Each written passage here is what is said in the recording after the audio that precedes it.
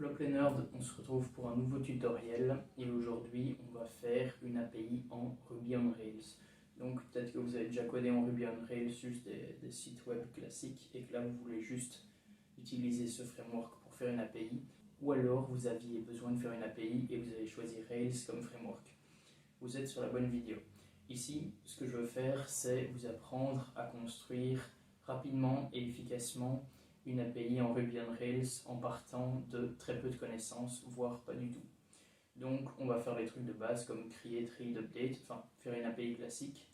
Et ce que je trouve qui manque souvent dans les tutoriels pour faire des API en Rails ou dans n'importe quel autre framework, c'est le système d'authentification. Donc ici dans ce tutoriel, on va directement faire ça. On va faire le management de user, password et de authentication. Donc on créera un token d'authentification dès qu'un utilisateur sera logué. À la fin du tutoriel, vous saurez créer rapidement et correctement une API avec Rails. On se retrouve dans le terminal pour créer une API avec Rails.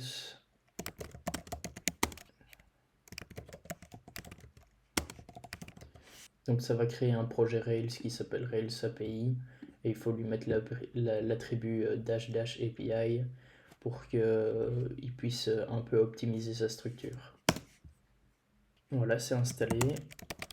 On peut aller dedans et on peut faire Rails S pour démarrer le serveur.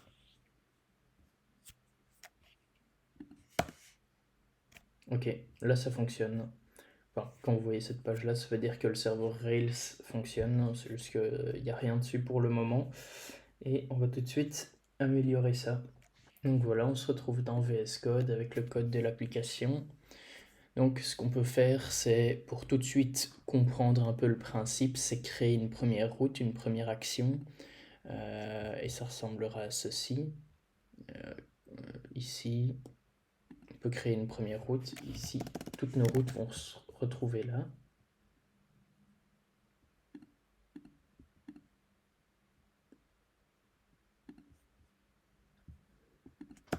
Et là, rapidement, on peut créer get ping. Et ça va renvoyer application ping. Donc là, on vient de créer une action get qui s'appelle ping, qui va renvoyer vers ceci. Ceci, ça c'est le contrôleur application. Le contrôleur, c'est là où se trouvent toutes les requêtes. Et l'action ping, qu'on va créer tout de suite ici. Ok.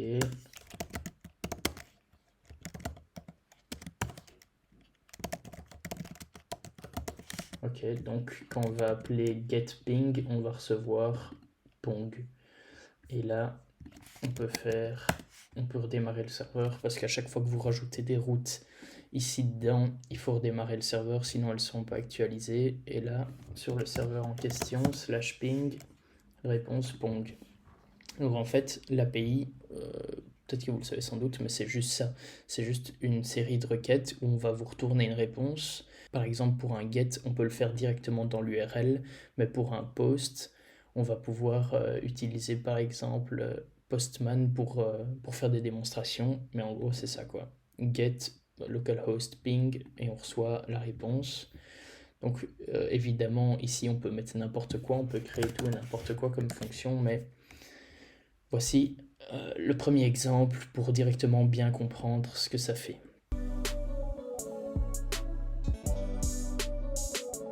Ensuite, petite chose à améliorer rapidement en Rails, généralement on n'a pas besoin d'une database SQLite et c'est plus fréquent qu'on utilise la base de données PostgreSQL. Donc ici, développement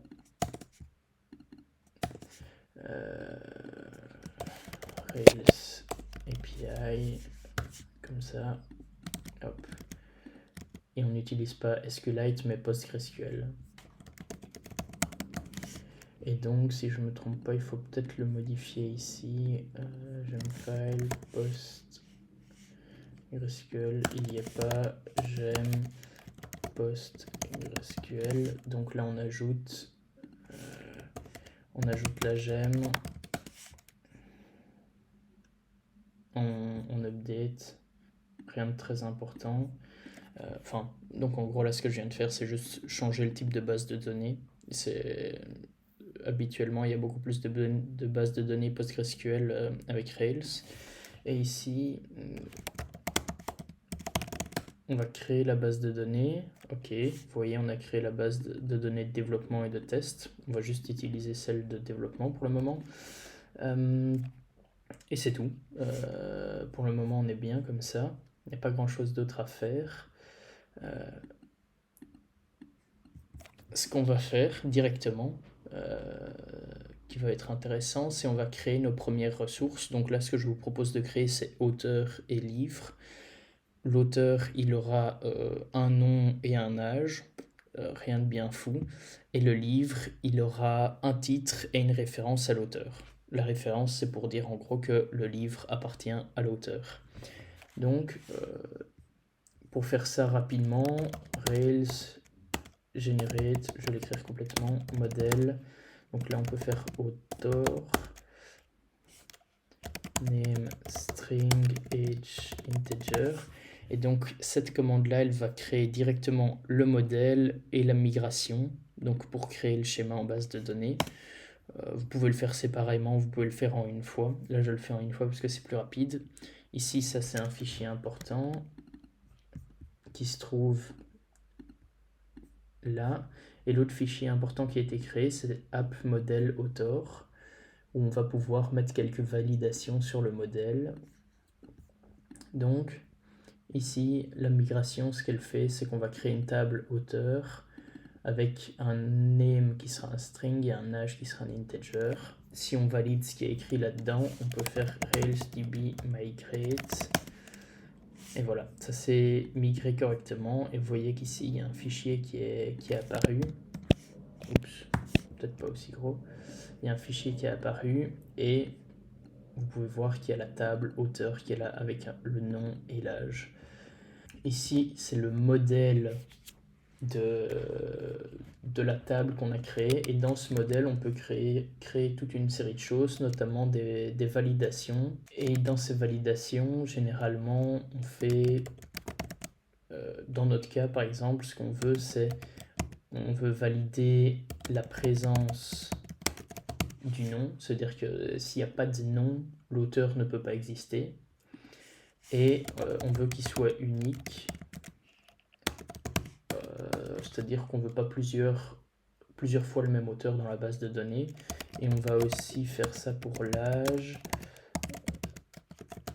Mais ici, en l'occurrence, il n'est pas unique l'âge, parce que si l'âge était unique, on aurait maximum une centaine d'auteurs avec tous des âges différents. Voilà, rien de plus pour le moment ici. Ce qu'on va faire, c'est on va directement créer aussi le modèle livre. Donc pareil, Rails G modèle book title .string et author .references. Je pense que c'est comme ça. On peut checker.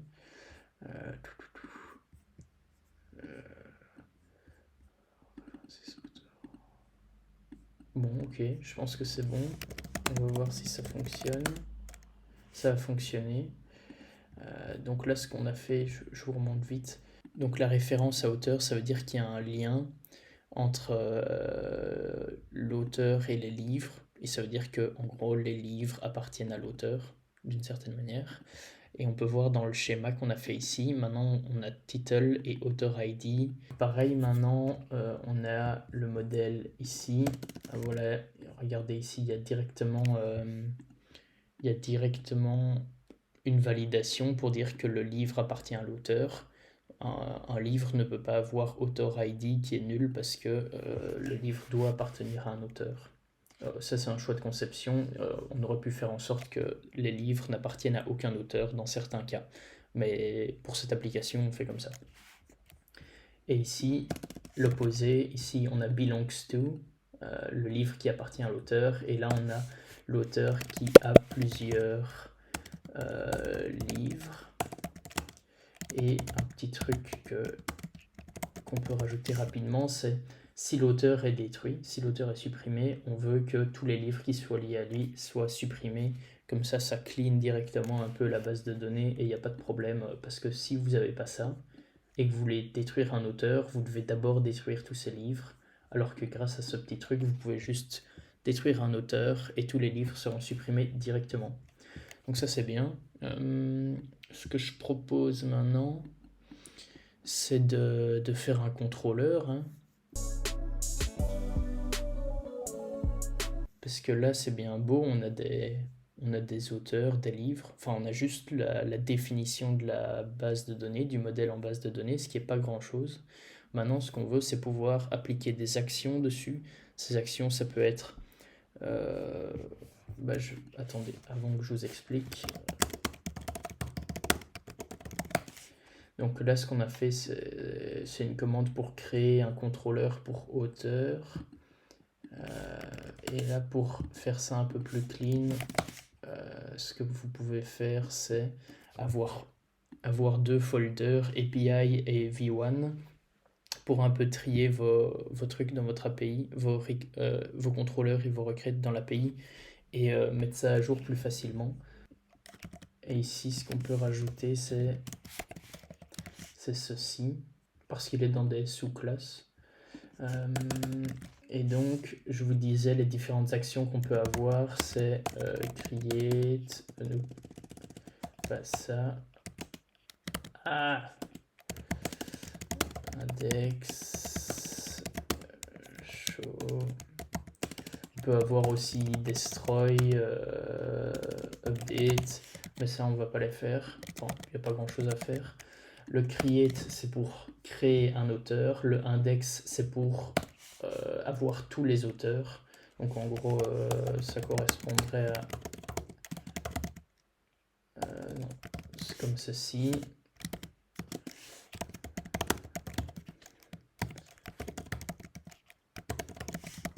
Voilà, donc ça c'est pour avoir tous les auteurs.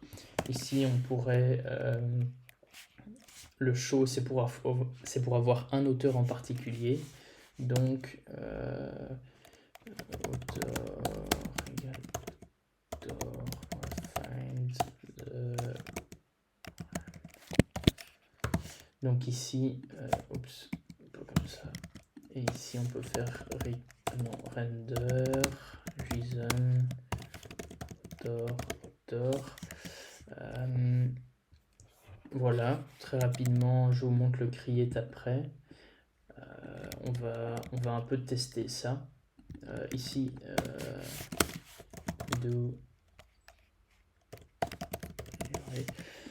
celle-ci peut être améliorée, celle-ci peut être améliorée aussi.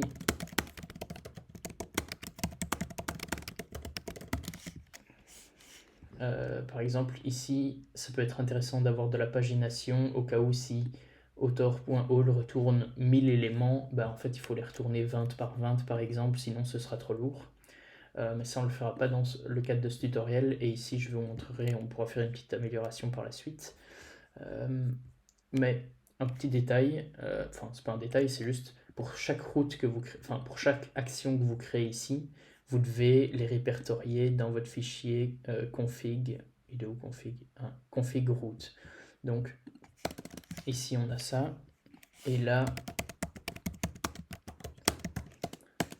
ça c'est, vous voyez, ce namespace API, ça correspond à ceci, parce que en fait ça permet de trier mieux ces requêtes. En l'occurrence, par exemple, ici, ce que je pourrais avoir après, c'est une V2, et ce sera assez utile pour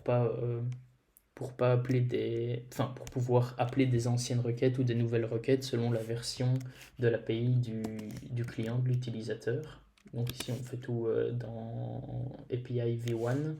Et là, par exemple, ce qu'on va faire, c'est ressources, authors, only,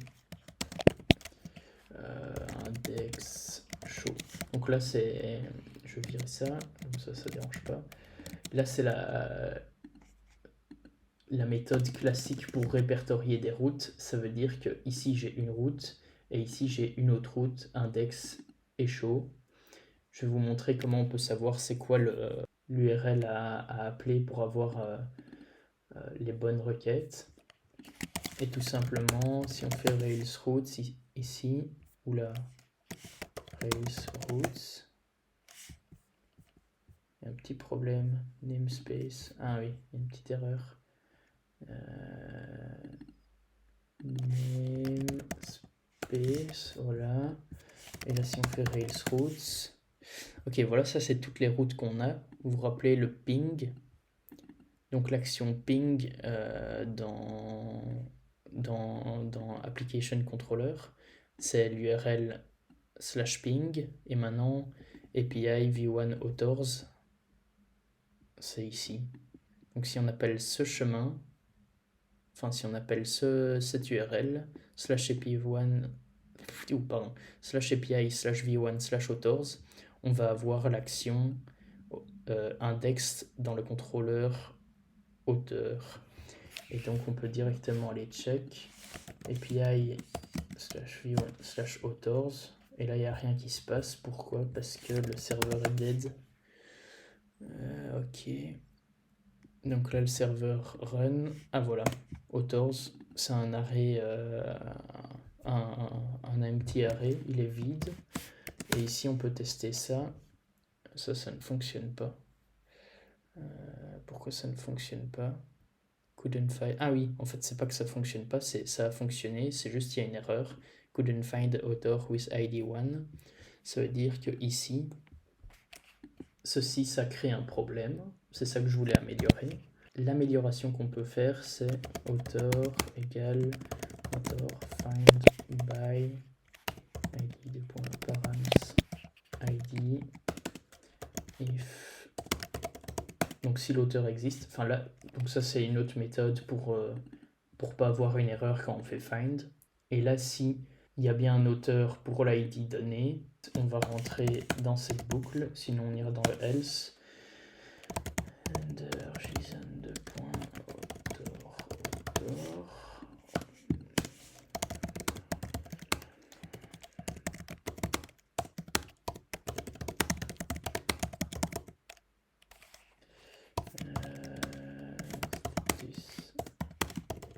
Donc, ok, donc là on recherche l'auteur avec un certain ID. Si l'auteur existe, on le retourne. Sinon, on fait un petit message pour expliquer à l'utilisateur ce qui se passe. Réessayons. Voilà, l'auteur n'existe pas. Et là maintenant on va en créer un rapidement à la main dans la console pour voir si on peut avoir une autre chose. Donc ici, si on fait author.create name de Louis âge de 24 normalement, est-ce que j'ai bien mis un integer?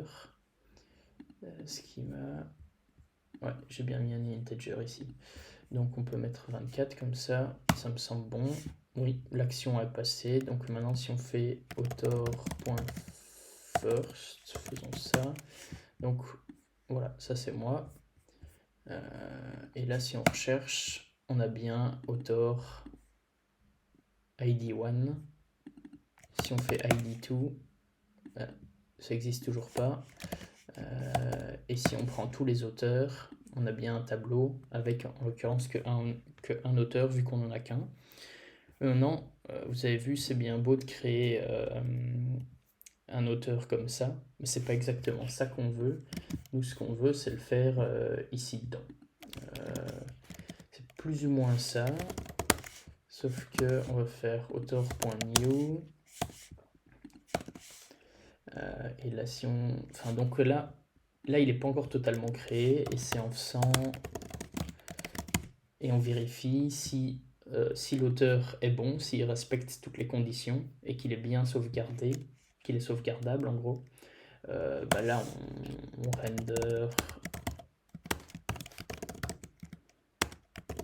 on render l'auteur avec un status created. Sinon, on met juste les messages d'erreur.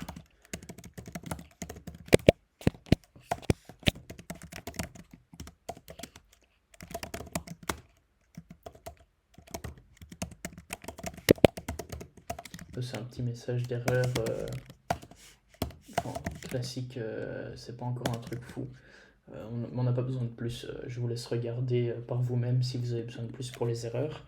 Et donc là, le create, vous vous rappelez, dès qu'on crée une requête ici, il faut la mettre, on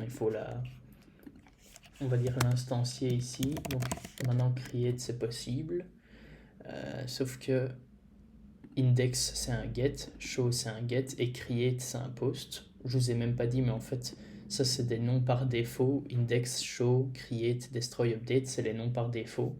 Si vous voulez des noms pas par défaut, il faut faire cette méthode là. Et ici vous devez mentionner le type de la requête. Donc là on mentionne un get, ça aurait pu être un post, mais c'est un get. Et ça c'est un get, ça c'est un get, et ça c'est un post. Donc un post, ça vous le savez sans doute ou peut-être pas, mais on peut pas faire un post via l'URL. L'URL c'est juste des get. Donc on va juste utiliser un outil qui permet de faire des posts. Ça peut être le terminal, mais là je vais vous montrer Postman parce que Postman c'est assez utile pour ça. Voilà, Postman.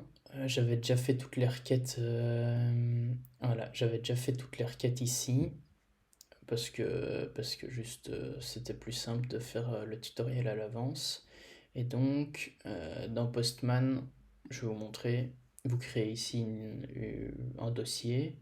Là vous pouvez, ça s'appelle une collection, vous pouvez ajouter une requête.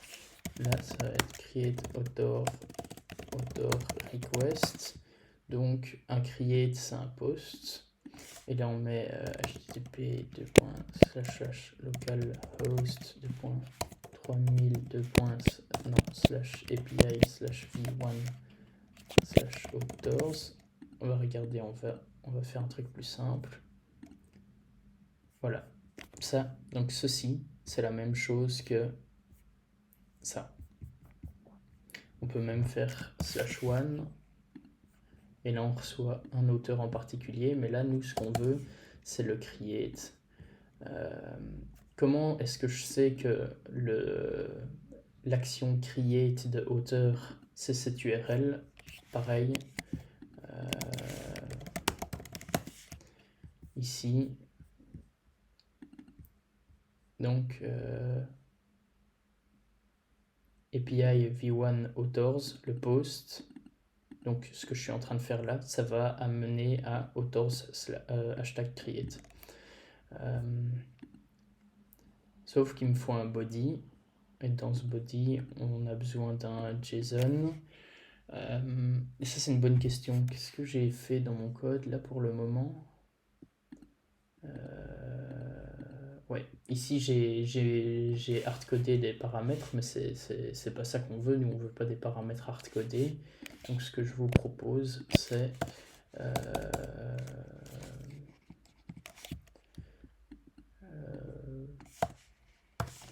on va faire author params. Ça c'est quelque chose de souvent fait en Rails.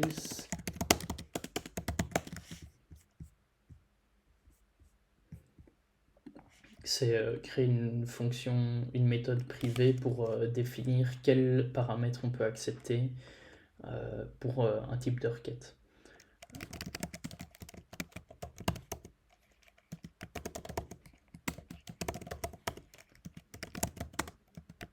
Donc moi par exemple, dans cette fonction, j'autorise l'objet auteur, enfin je require, donc je demande l'objet auteur avec ces deux paramètres là.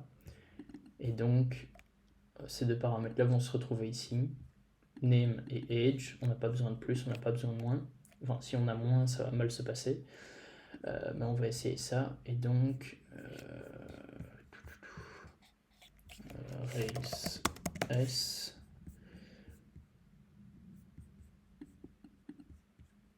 Donc ici on peut faire author, entre guillemets c'est mieux, name Louis 2, 3 même, oula, 2, âge, 24.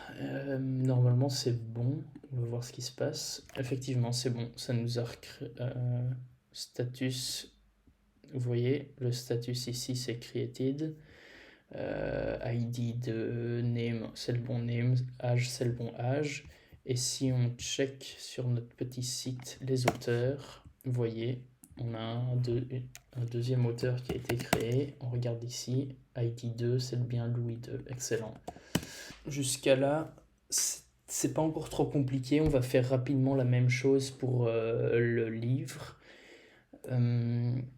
Là, on a fait, je vous ai montré les 3 types de requêtes assez rapidement. Comment vite fait tester ça avec l'URL, comment tester ça avec Postman, comment aussi un peu jouer avec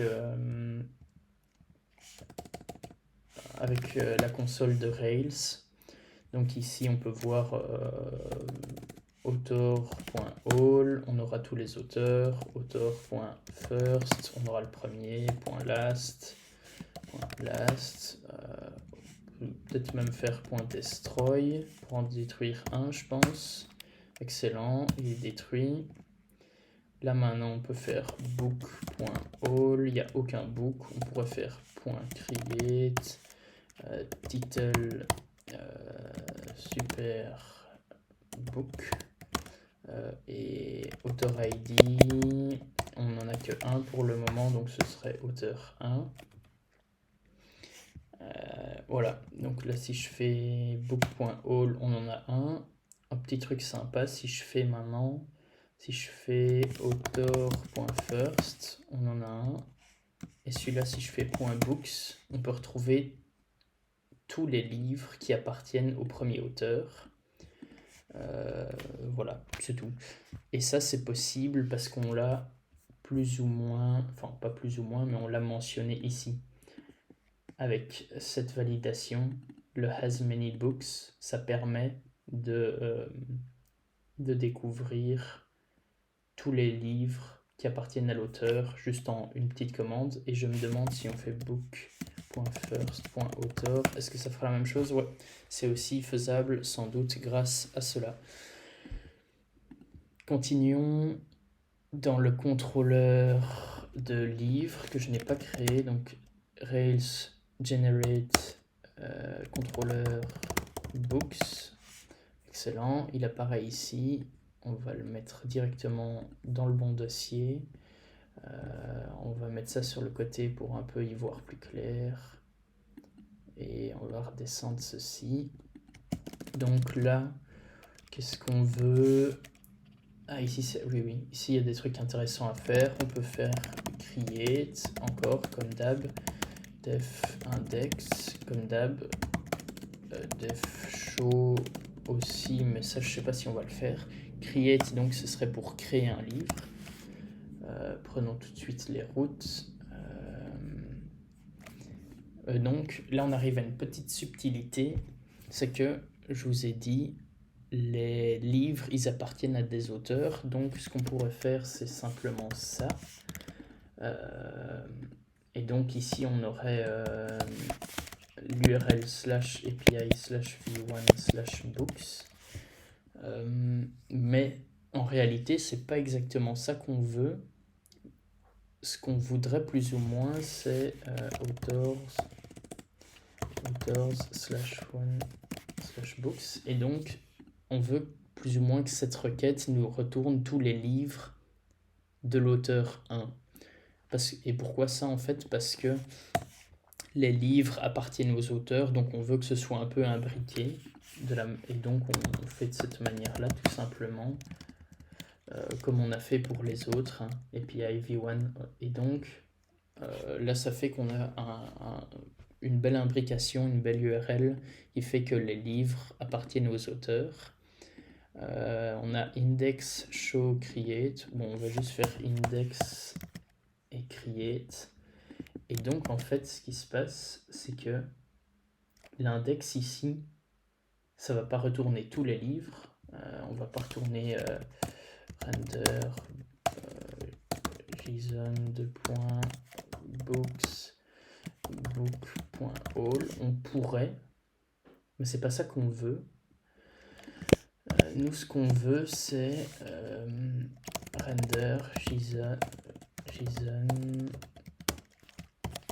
books book.where author id params2.id. En fait, nous, ce qu'on veut, c'est retourner tous les livres. Ah, en fait, non, c'est author id ici. Je me trompe. Mais je vous explique après. Ce qu'on veut, c'est retourner tous les livres qui appartiennent à un utilisateur, qui appartiennent à un auteur, et pas tous les livres en général. Mais là, vous allez peut-être vous poser une question, ou si vous ne la posez pas maintenant, vous allez vous la poser très prochainement, c'est est-ce que je peux pas avoir aussi une action qui retourne tous les livres? Et cette action qui retourne tous les livres, est-ce qu'elle s'appellerait aussi index? Et donc ici non, pas forcément, voire pas du tout.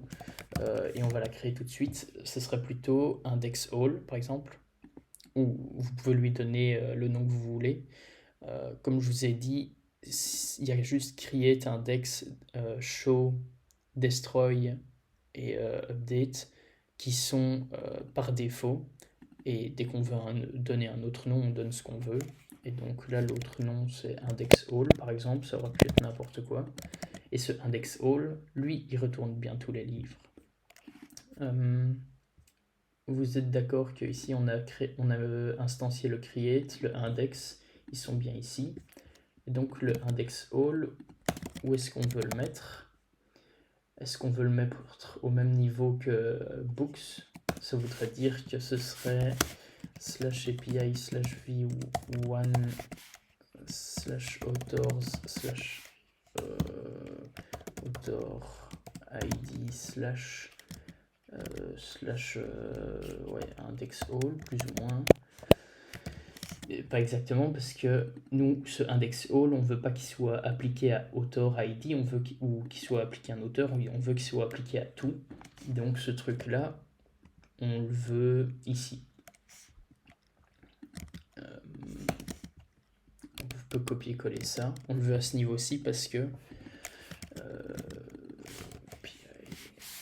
oula mince, comment est-ce que je fais ça? Ah non, non. Je pense qu'on peut faire comme ça. On va découvrir ensemble. Author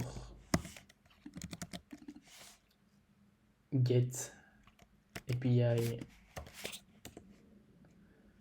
/v1 ah non, non, c'est books, pardon. Books /index all. Je suis pas sûr de ce que je fais là. On va vérifier. Donc là, moi, ce que j'essaie de faire, c'est d'avoir un get avec cette URL qui retourne cette action. Et on a l'action ici.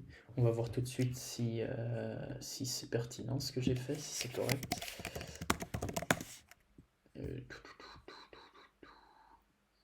Il est où? Index all. Ouais, vous voyez. Ah non, non, non. Bah, je me suis trompé. Voilà. On n'a pas besoin d'ajouter ça. Il est ajouté par défaut, tout comme il est ajouté par défaut ici. Et ici. Parce que regardez, ici il est en double, parce que je l'avais ajouté. Et ici il est bien mis, et je ne l'avais pas mis. Donc, si je relance le serveur, je peux faire normalement books. Et voilà, là il y a une petite erreur maintenant. Ah non, non. Ah oui, attends, ça c'est mieux. Books index all. Ah ouais, ou books.all. Ah non, juste books en fait. Ça c'est très bien ça. On redémarre le serveur. Et voilà, maintenant j'ai fait une erreur quelque part d'autre. Books controller de... Ah voilà. Voilà, j'avais juste un peu fail ça. Et voilà, on a tous les livres. Excellent. Excellent, excellent. Ça s'enchaîne, c'est bien, c'est bien. Donc là, on a le /all en gros. Mais maintenant, si on veut le /index, le /index, vous vous rappelez, c'est authors, pardon. Ici, c'est author ID, donc pour l'instant, on n'a que le 1. Et books, ouais. Ah voilà, ça fonctionne directement. Là, on retourne tous les livres qui appartiennent à l'auteur 1. Et si on essaye avec l'auteur 2, il n'y en a pas, notamment parce qu'il n'y a pas d'auteur 2 en fait. Enfin, si vous vous rappelez, on a delete l'auteur 2. Et pour créer un livre, ce sera pareil que pour auteur. Ce qu'on fait toujours rapidement, on crée une petite fonction pour les paraméteurs. Params.require book. Donc là, on est obligé d'avoir l'objet book. Et dans cet objet book, ce qu'on veut, c'est... Qu'est-ce qu'on veut dans l'objet book? On veut le titre et le author ID. Ok, et là, on fait la même chose qu'ici. Il n'y a pas beaucoup de choses à changer. Book.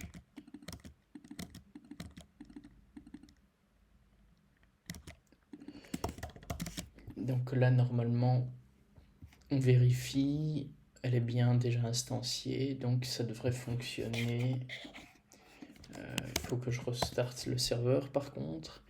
Et là, si on fait add request, et là on veut create book request, c'est un post, hein, vous commencez à comprendre. http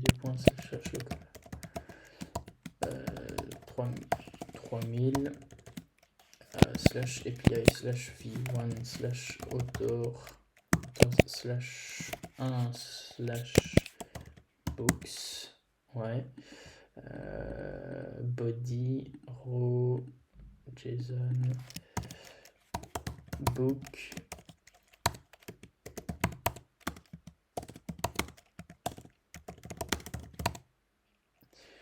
et author ID. Pour le moment on n'a qu'un auteur et c'est le 1. Et là si je fais ça, bah voilà, c'est super, c'est créé. Donc là si vous vous rappelez bien, c'est le deuxième livre qu'on a créé pour l'auteur 1. Donc ici il devrait y avoir 2 livres, effectivement, ID 1, ID 2. Et si on fait juste ça, ouais, c'est la même chose parce qu'il n'y a qu'un livre. Il n'y a que 2 livres au total et ils appartiennent au même. Il y a un auteur. Ok, excellent. Et si je fais slash, ça nous redonne l'auteur. Et si je veux avoir tous ces livres, c'est ces livres-là. Ok, excellent. Donc on a... Voilà, là en gros, on a fait le tour des requests un peu create, read, update. Enfin, le CRUD de base. On pourrait faire le destroy si vous voulez. Ouais, allez, faisons le destroy comme ça. Book.where non, book.find params id .destroy. Il me semble que c'est ça. Render isn't destroyed. On va faire ça. Donc, vous avez remarqué qu'il faut que je rajoute le destroy dans book. Je sais pas du tout si ça va fonctionner et on va aussi l'ajouter ici. Author. Et on l'ajoute aussi ici. Destroy. Donc là, on va chercher les routes. Donc c'est un delete slash API1 slash API slash v1 slash author slash ouais, bon bref, ça c'est pour delete un livre et ça c'est pour delete un auteur. Essayons. Donc add request delete book delete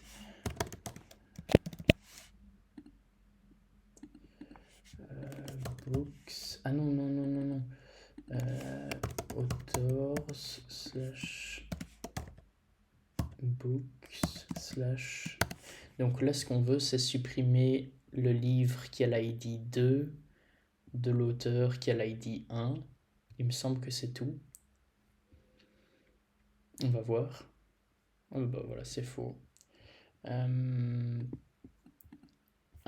Est-ce que j'ai fait une erreur? Ouais, bah c'est bon. C'est bon, mais attendez, Donc voilà, c'est bon.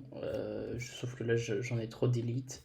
Donc voilà un code qui fonctionne, il me semble. On va réessayer ensemble. Je recrée un livre. Superbook. Superbook. Comme ça, ID 3, delete a book. Ici, normalement, l'ID 2, il n'existe plus. Donc, couldn't find book with ID 2. Et là, si j'essaie avec l'ID 3, bon, il y a une erreur.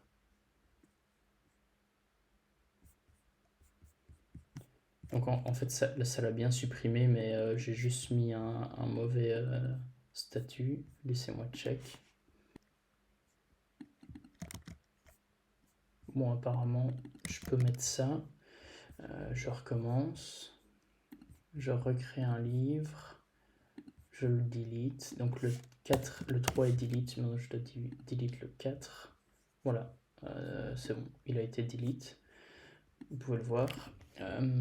Et donc ici, si je fais book.all, normalement il m'en reste que 1, celui à l'ID 1. Et si je fais author.all, il m'en reste que 1, celui à l'ID 1. Donc maintenant,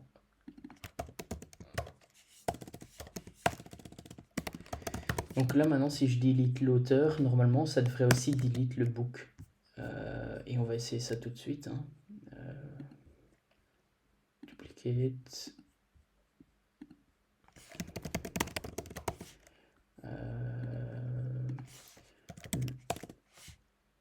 Et si là je fais /1, destroy ici, delete. Donc normalement ça devrait... Essayons. Ouais. Je pense que ça a fonctionné. Donc ça a d'abord delete tous les books qui appartenaient à l'auteur, et puis ça a delete l'auteur. Et si on check, author.all, il n'y a plus d'auteur, donc ça delete l'auteur. Et book.all, il n'y a plus de livre. Il n'y a plus rien. Donc voilà, là on a fait toute la partie create, read, update, toutes les requests basiques on va dire pour avoir une API. Avec ça, vous avez un peu le squelette, l'architecture, un peu tout ce qu'il faut pour faire votre première API. C'est relativement simple comme base, mais vous pouvez complexifier ça énormément. Enfin, avec ça, vous pouvez faire quasi tout. Vous allez devoir découvrir quelques petites choses de votre côté, mais vous avez des très bonnes bases pour faire des API qui deviendront assez complexes dans le futur. Let's go. Qu'est-ce qu'il faut pour l'authentification? Il faut des users, en gros. Ces users, il faut un modèle user pour que chaque utilisateur puisse être connecté à la plateforme, et c'est seulement s'ils sont connectés qu'ils peuvent faire certaines actions. Par exemple, tout le monde pourrait voir les auteurs et les livres, mais seulement les utilisateurs qui sont authentifiés pourraient les créer. Et pour ça, on a besoin de d'abord créer un modèle utilisateur, puis on va mettre certaines conditions dans ce modèle pour que ce soit sécurisé, notamment le mot de passe, pour pas avoir accès au mot de passe en clair des utilisateurs. Donc pour créer un modèle Rails G modèle user, et dans ce user on a full name. Allez, on va faire email string username string et password digest. Digest, ça veut dire qu'on le verra pas en fait, qu'on aura un H à la place du password en clair. Est-ce que c'est fonctionnel? On va voir ça tout de suite. Ok, c'est good. Donc quand c'est bon, on fait Rails db migrate. Ok, ça a l'air d'être bon. Regardons dans les schémas. Où est-ce que c'est? Donc on a users, email, username, password, excellent. Et ici vous voyez une foreign key dont je n'avais pas parlé, mais en gros c'est ce qui lie books à authors. Mais soit on s'en fout. Ce qu'on peut faire c'est Rails contrôleur users. On crée le contrôleur ici. Ok. API 2.v1 2. Ok. Et là ce qu'on veut c'est create. On veut juste le create pour le moment. Et private non def user params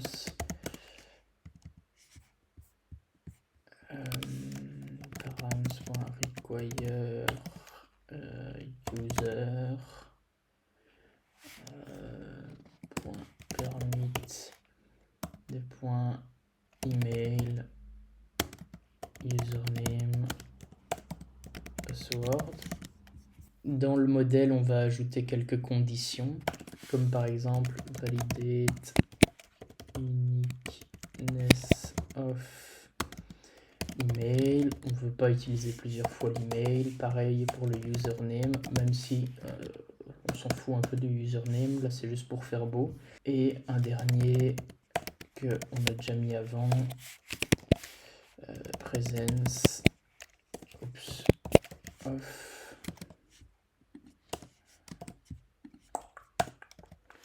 email username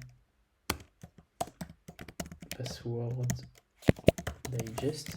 En fait ce qui se passe ici c'est que ce password là il va être transformé par une des gemmes qu'on va utiliser en password digest. Donc là c'est le password clair, mais on l'enregistre en haché dans la base de données, comme ça on peut jamais le voir. Et donc si on se fait hacker notre base de données, tous nos utilisateurs sont encore relativement sécurisés. Et il y a un petit truc qu'on va devoir ajouter, c'est has secure password. C'est avec la gemme bcrypt. Bcrypt. Et ça je vais vous montrer ce que ça va faire.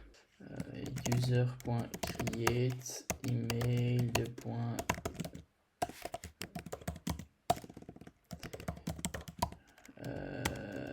username et password.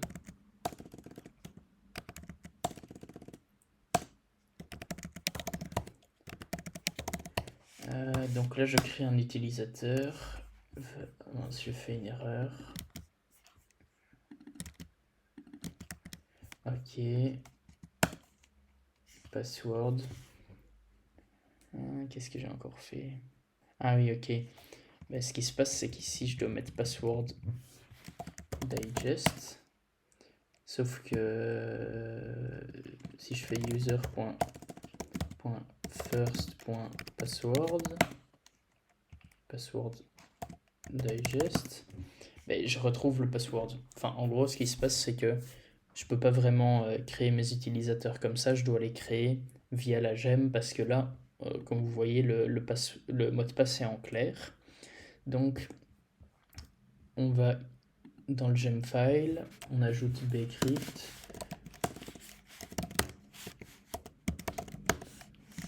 On fait bundle install. Gem bcrypt ruby. Et en gros, elle est ici. Ce qu'on va utiliser, on va utiliser le has secure, on va utiliser ça. Et on va utiliser une fonction authenticate qui est pas sur cette page, mais dont je vous parlerai après.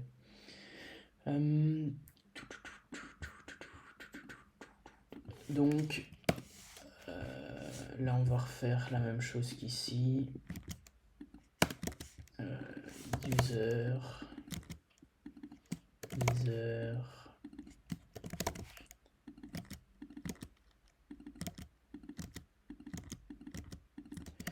Donc là on va juste créer l'utilisateur et avec le has secure password, on va pouvoir faire des choses intéressantes. On se retrouve ici. Ajouter une request.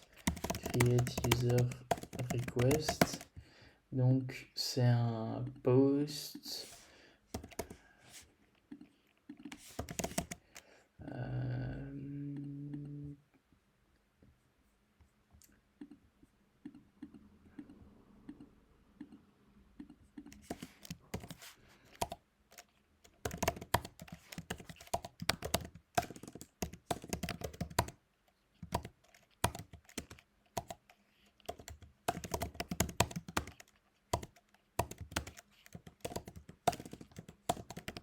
Ok, et là,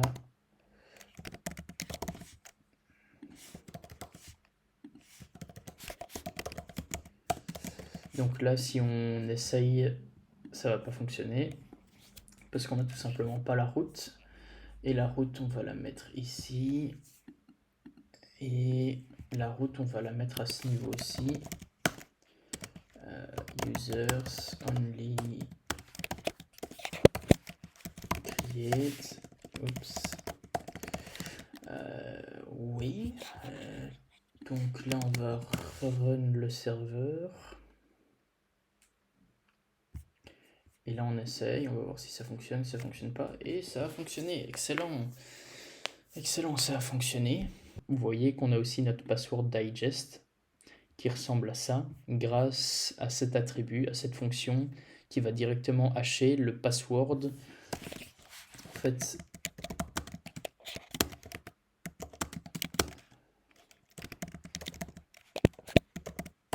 donc ça prend le password en entrée, ça le transforme en hash et ça va le stocker dans le password digest. Comme ça, nous, on n'a pas accès aux informations privées de l'utilisateur. Par exemple, c'est pas celui-là, c'est le last. Et ouais, donc maintenant ici en fait on peut pas faire grand chose avec cette information.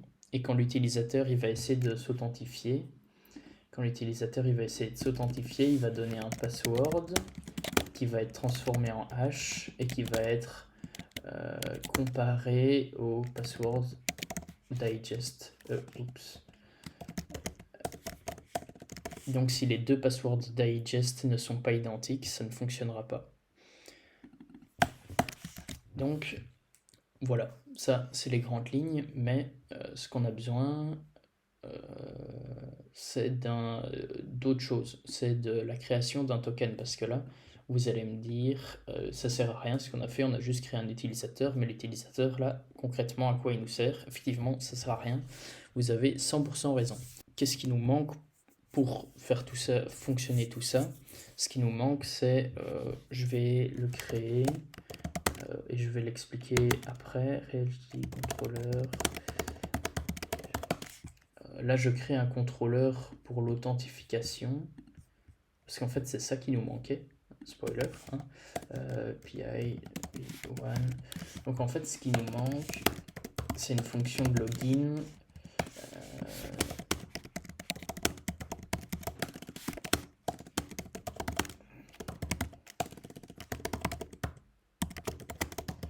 Donc ce qui nous manque en fait, c'est d'avoir une fonction de login. Enfin, là on a la fonction de création de compte, mais on veut la fonction de login qui va faire que quand un utilisateur s'authentifie, il reçoit un token, et ce token, s'il est valide, il va pouvoir accéder à certaines fonctionnalités. Par exemple, on a dit que la partie index et show, on n'avait pas besoin d'être authentifié, mais la partie create, fallait être authentifié. Pareil pour book. Et ça, en fait, on le saura grâce à ceci. D'abord, l'utilisateur s'authentifie. S'il est authentifié, on retourne un token d'authentification qui va être mis dans toutes les requêtes. Et si dans la requête, il y a un token d'authentification valide, on va pouvoir faire l'action. Là, pour l'instant, c'est juste des paroles, mais on va coder ça. Et c'est parti, en fait. Hein. On s'en fout. Hein. Sans plus attendre, ça code.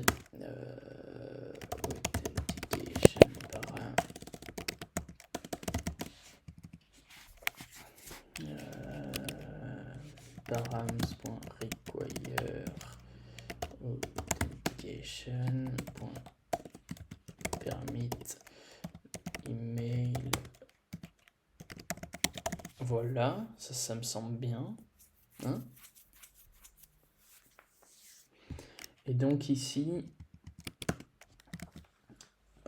ce qu'on va faire, c'est user égale user.find non, where email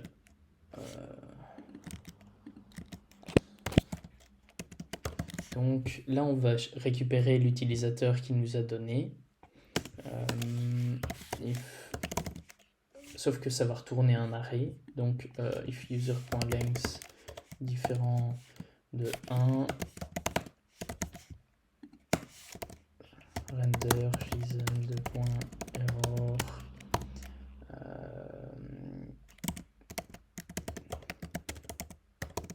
donc ici je mets pas par exemple email invalide parce que sinon ça veut dire que on peut savoir qui sont les utilisateurs de notre plateforme, dans le sens où si moi je suis un utilisateur de la plateforme et que quelqu'un met mon adresse email mais avec un mot de passe invalide, il va voir mot de passe invalide, mais donc il va savoir que moi je suis inscrit sur la plateforme, donc toujours pour une question de vie privée, on ne dit pas email invalide ou mot de passe invalide, on met juste credentials invalide par exemple.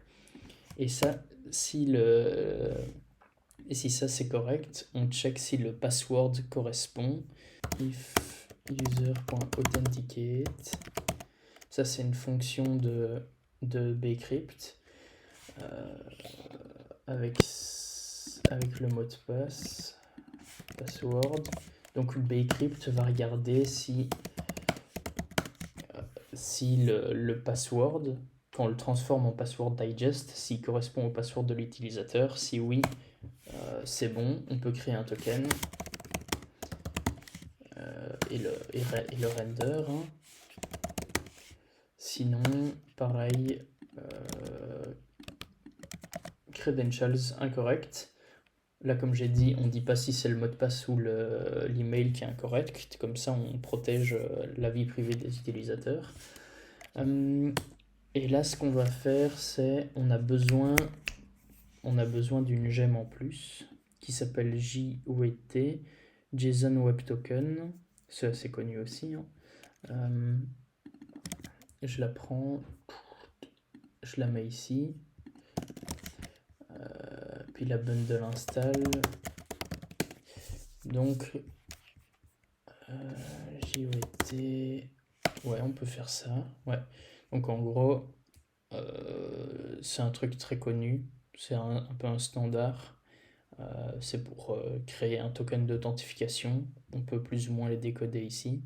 Et donc là, pour en créer un, on peut faire, on a besoin d'une date d'expiration. Je vous propose celle-là, 2 jours. To do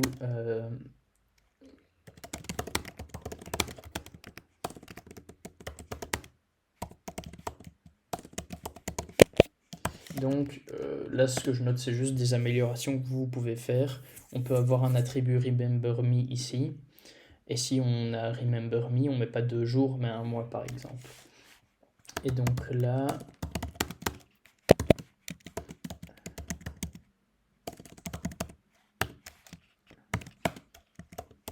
sub, c'est pour subject, et là c'est le user ID. Exp, c'est pour expiration date.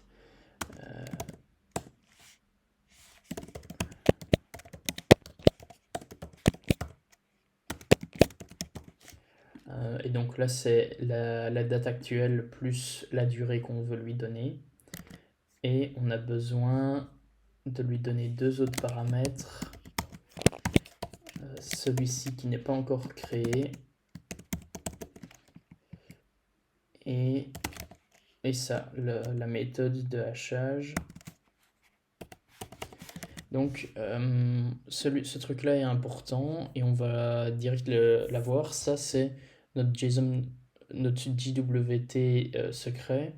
C'est c'est le secret qui va nous servir à encoder et décoder des tokens. Et donc, c'est ça qui va nous permettre de voir s'ils sont valides ou pas valides.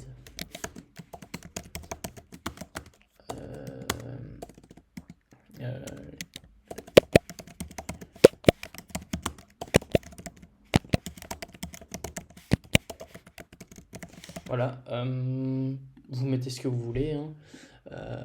Il faut juste que ce soit tout le temps le même, hein. Pour dès que vous le changez, plus aucun token ne sera valide. Mais c'est pas grave, hein. Ok. Et là, ce qu'on peut faire, c'est render JSON user token. Là, je pense que ça doit être correct. Vous vous rappelez, dès qu'on crée une route, dès qu'on crée une request, on doit créer la route.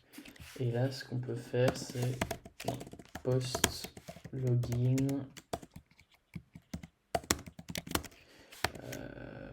authentication login. Donc là, normalement, il y aura une route en plus. On redémarre le serveur et on va créer une requête login user login.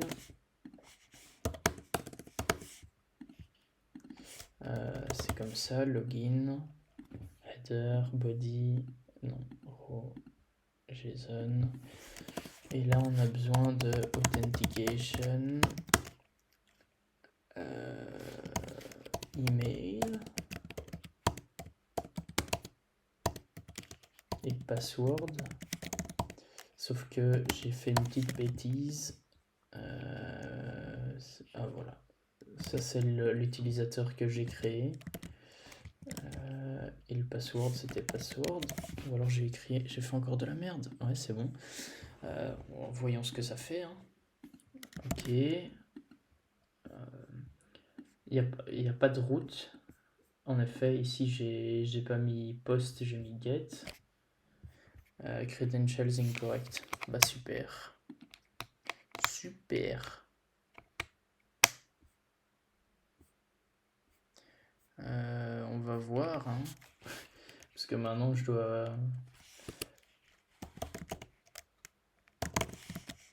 débugger, hein. Par ici. Donc je trouve le user, mais je n'authenticate pas correctement.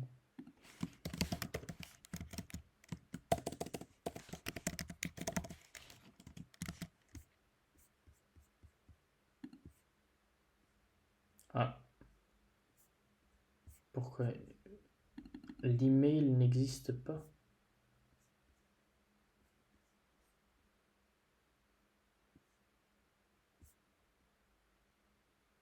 Ah oui, ok.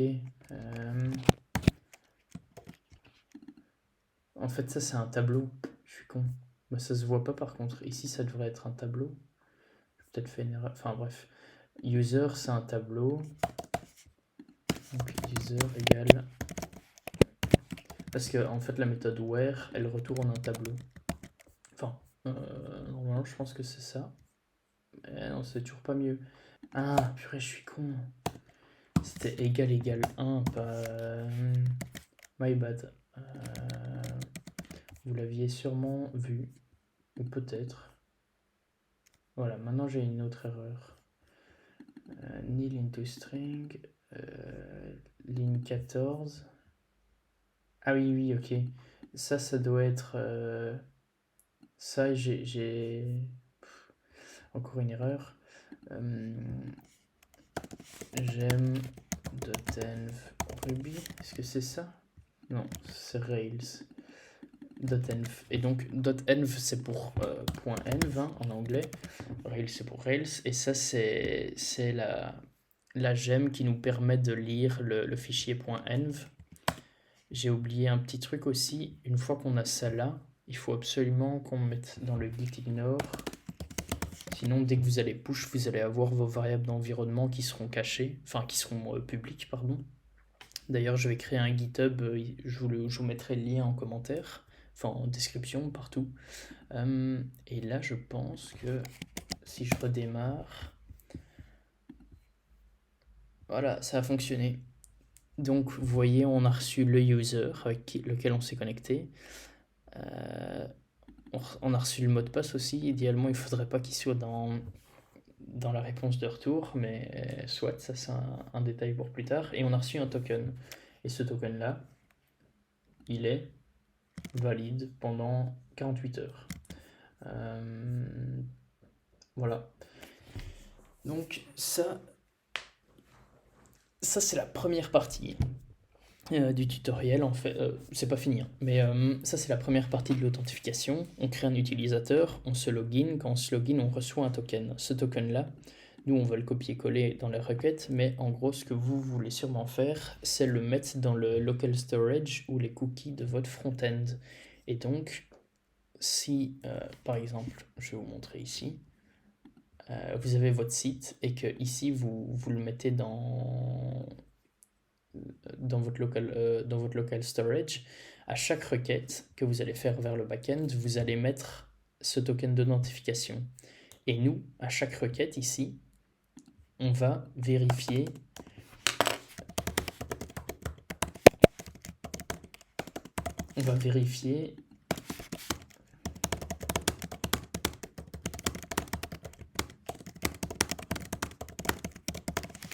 donc voilà, ici, avant chaque requête, je vais vous montrer comment faire, mais là on va d'abord faire le truc, on va vérifier que le token est valide.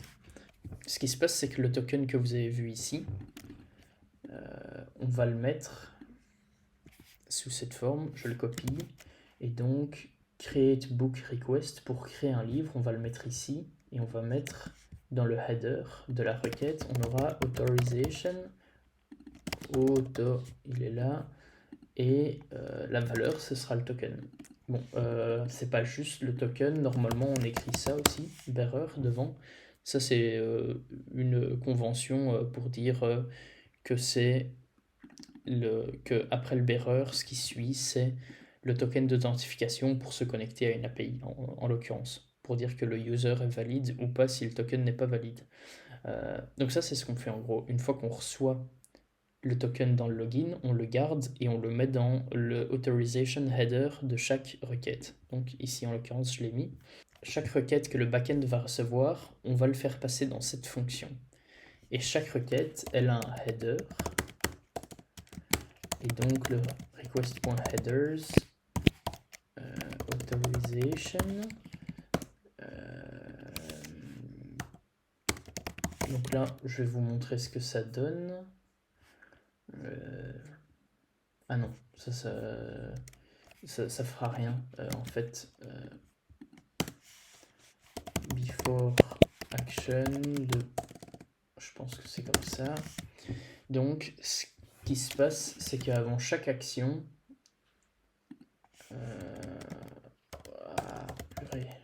je sais pas du tout ce que je fais. Create, destroy. Donc avant chaque action, avant chaque action seulement create et destroy, on appelle authorize request. Authorize request, c'est la P. Authorize request. Ok. On va voir ce que ça donne si je fais book.create. Si je fais book.create, essayons. C'était plus comme ça.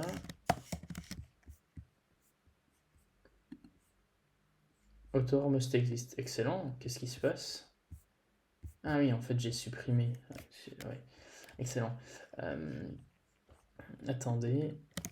Donc, get create author request.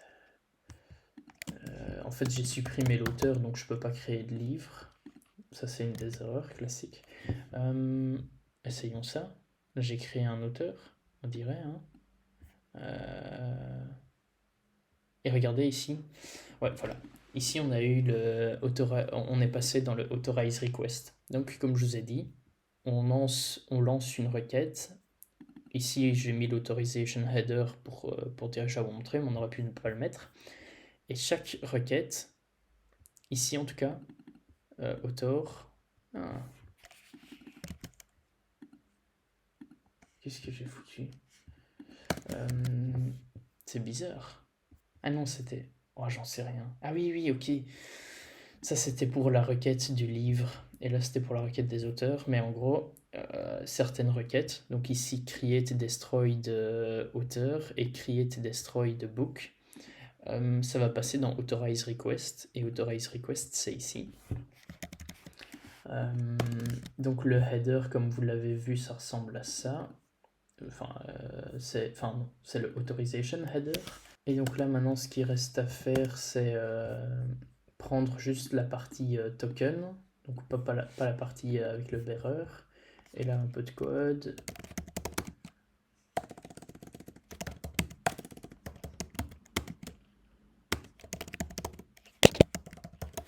Donc on split au niveau de l'espace, donc entre le bearer et le token. Et on prend l'élément 1, donc c'est-à-dire le deuxième élément en gros, vu que c'est un array, si le header existe. Parce que parfois il n'existe pas, si on n'a pas mis la balise. Et donc là c'est un peu de trucs. Je vais juste copy-paste directement. Donc en gros, si on ne trouve pas le header, on va mettre qu'il n'y en a pas et que c'est non autorisé.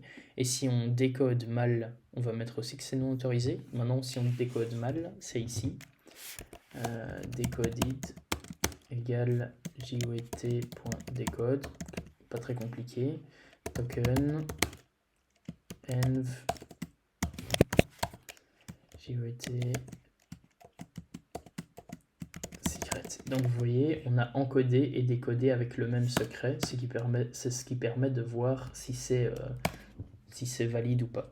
Et là, on va faire current user.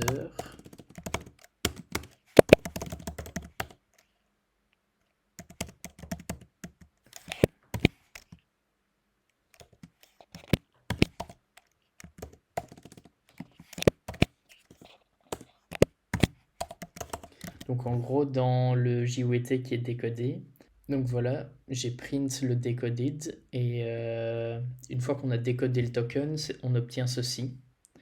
On obtient un tableau de 2 éléments, ça et ça. Et nous, ce qu'on a besoin, c'est ceci, c'est le user ID.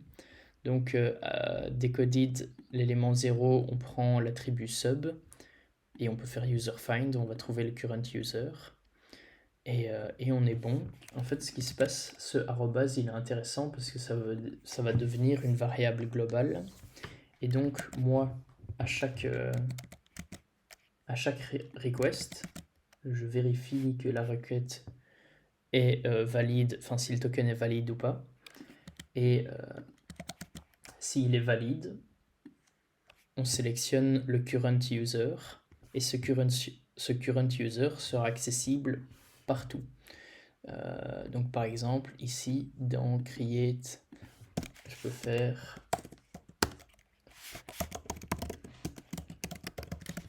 en gros, ici j'ai accès au current user. C'est intéressant si les auteurs et les livres sont aussi liés à l'utilisateur notamment. Mais dans le code que j'ai produit, il n'y a pas de raison de faire ça, mais voilà. On va voir, attendez. Donc là c'est create book. Create book. Si je fais... laissez-moi vérifier quelque chose. J'ai combien d'auteurs? ID 3. Donc là, je vais créer un livre, créer le book request. Auteur must existe. Quoi, il n'existe pas l'ID 3? Ah oui, non, c'est bon. Qu'est-ce qui se passe?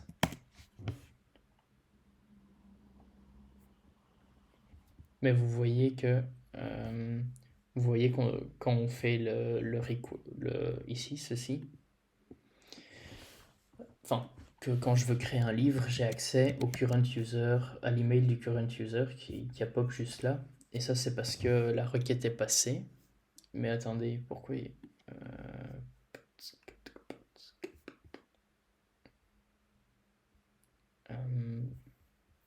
book params, title author ID, body, super. Ah oui, ok. Ici c'était juste 3, le paramètre il est pas pris là, il est pris ici.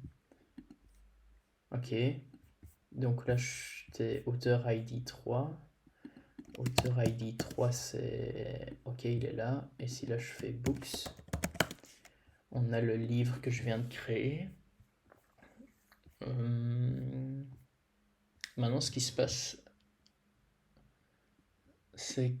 Que se passe-t-il si...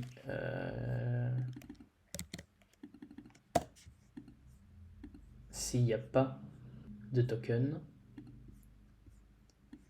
Ça mentionne qu'il n'y en a pas. Et s'il y en a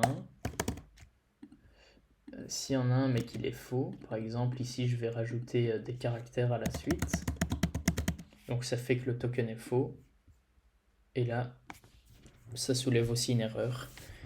Donc là non, ça va fonctionner, ouais, parce que c'est le token correct.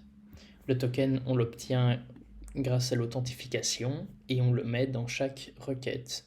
Chaque requête, elle va passer à travers un filtre, enfin, si vous le souhaitez. En l'occurrence, toutes les requêtes qui doivent être protégées devront passer par sécurité dans un filtre. Le filtre, il va vérifier qu'il y a un authorization header et que dans ce header, il y a le token et que ce token est bien correct selon votre secret JSON Web Token.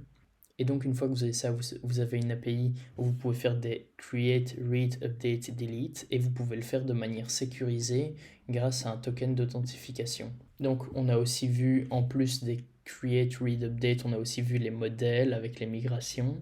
On a vu quelques validations qu'on pouvait avoir dans les modèles. Et oui, comme j'ai dit, le plus important, ça reste pas forcément la création d'utilisateurs, même si c'est important de savoir utiliser la gemme bcrypt pour sécuriser les mots de passe.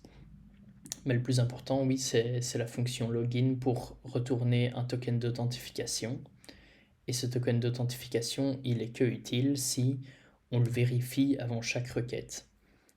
Et quand on vérifie avant chaque requête, on peut aussi obtenir l'utilisateur actuel qui est connecté pour savoir un peu ce qu'il fait et on peut le récupérer. Donc dans toutes les requests qui passent dans le authorization request, on a accès à @current user. Moi je l'utilise nulle part, mais dans votre cas vous allez sûrement avoir besoin de l'utiliser. Je vous remercie d'avoir regardé ce tutoriel jusqu'au bout, j'espère qu'il a été utile.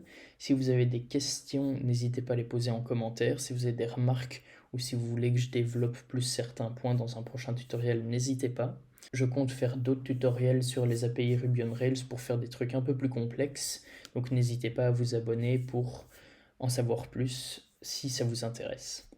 Sur ce, moi je vous dis à plus dans le bus et on se retrouve prochainement pour d'autres tutoriels. Ciao bye.